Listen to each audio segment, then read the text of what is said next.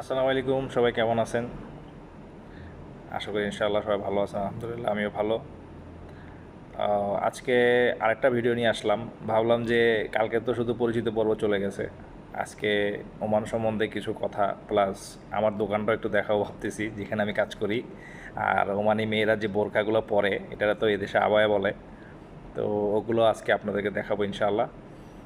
তো সর্বপ্রথম বলি, ওমান কিন্তু অনেক শান্তিপ্রিয় দেশ আসলে, কিন্তু আপনার ওই ওয়ার্ল্ডের মধ্যে প্রায় সিক্স নাম্বারের মতো আসছিল গত বছর দেখলাম, 6 নম্বর র্যাঙ্কে আসছে, মানে এত নিরাপদ এই দেশে। আর দেশের মানুষ আলহামদুলিল্লাহ অনেক ভালো। আর এটার আয়তন তো অনেক বড়, এটা অনেক বড় দেশ। সালালা তো আমাদের বাংলাদেশ থেকে অনেক বড় হবে, মানে তাদের একটা প্রদেশ নাম হলো সালালা, সেটাও আমাদের দেশ থেকে অনেক অনেক গুণ বড় হবে আর কি। আর আরেকটা জিনিস না বললেই না, আসলে এই দেশটা যে রূপকার আর কি, যে মানে এই দেশটাকে এভাবে এতটুকু ডেভেলপ করে নিয়ে আসছে, সুলতান কাবুস মরহুম, উনি মারা গেছেন। কিন্তু আলহামদুলিল্লাহ একটা জিনিস দেখলাম, যে একটা মানুষ মরার পরও মানুষ তাকে কীভাবে সম্মান করে, কীভাবে তারে মনে রাখে। এর কেন বললাম আমি, যেমন ধরেন আমার যে যে কাজ, আমার তো কোম্পানি মানে কাস্টমারদের সাথে ডিলিং হয় মোটামুটি সব হোয়াটসঅ্যাপে। আমি দেখি যে হোয়াটসঅ্যাপে প্রায় 1200-1300 নাম্বারের মধ্যে 400-500 লোকের প্রোফাইল পিকচার এখনও যিনি মারা গেছেন তার প্রতি।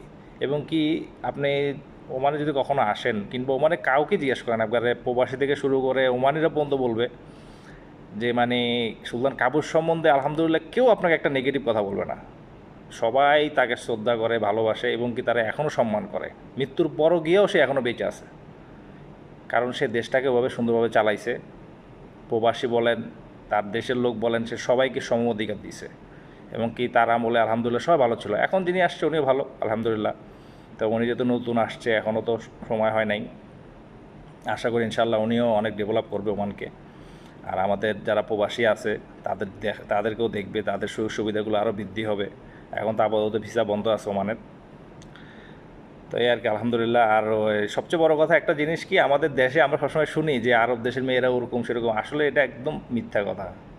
সত্য কথা বলতে তারা একবারে পুরা আপনার পর্দাশীল, তারা একবারে পর্দাশীল। যেমন আমি আজকে 8 বছর ধরে এই যে বোরকার দোকানে কাজ করতেছি, আমি কখনো দেখি নাই যে কোনো অশ্লীলতা, এই কোনো কিছু। এবং কি অ্যাটলিস্ট আপনি একটা মেয়ের মাথার চুলও দেখতে পারিনি আজ পর্যন্ত, মানে তারা এত পর্দা করে চলে। বাইরে মানুষ অনেক কিছু বলে, কিন্তু আসলে ওরকম না। বাকি দেশের কথা বলতে পারি না, তো বোমানেরটা আমি দেখতেছি, যেটা আমি দেখছি সেটাই আমি আপনাদের সাথে শেয়ার করলাম আর কি। আর 2 নম্বর কথা হলো, ওদের ব্যবহার অনেক ভালো, ওদের ব্যবহার অমায়িক ব্যবহার, আপনার অনেক সম্মান করে কথা বলবে। এবং কি দেশে যদি আপনি রাতের 2টা 3টা 4টা বাজেও রাস্তাতে হাইটা যান, আপনার কেউ কিছু বলবে না, এতটা নিরাপদ এই দেশ।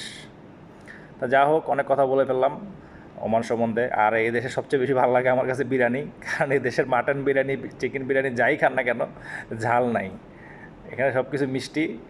আর আলহামদুলিল্লাহ ভালো, এই দেশের কালচারের সাথে মানে একবার অ্যাডজাস্ট হয়ে গেলে আর কোনো প্রবলেম নাই। আমরা তো বাঙালিরা অনেক ঝাল খাই, কিন্তু হোটেলগুলোতে এরা ঝাল খায় না, কারণ ওরা ঝাল খাইতে পারে না। তো এখন কিছু কিছু ওমানিরা খানা শিখতেছে আস্তে আস্তে, কিন্তু আমাদের মতো না। আমরা যতটা ঝাল খাই বা যতটা এই বলেন আপনারে, এই আমরা সব কিছুতেই আমরা ঝাল খুঁজি, ভাজা পোড়া খাই বেশি, তেল খাই বেশি অতিরিক্ত, হলুদ মরিচ এগুলো তারা টোটালি বলতে গেলে খায় না। তো এই আর কি অবস্থা আলহামদুলিল্লাহ। আর আজকে সারাদিন বসে রয়েছে, কোনো কাস্টমার নাই, তা ভাবলাম যে আপনাদের সাথে একটু সময় দিই। তো এখন আমি আপনাদের আমার দোকানে বোরকাগুলো দেখাবো। এই বোরকাগুলো, এগুলো ওমানি বোরকা বলে আর কি। এই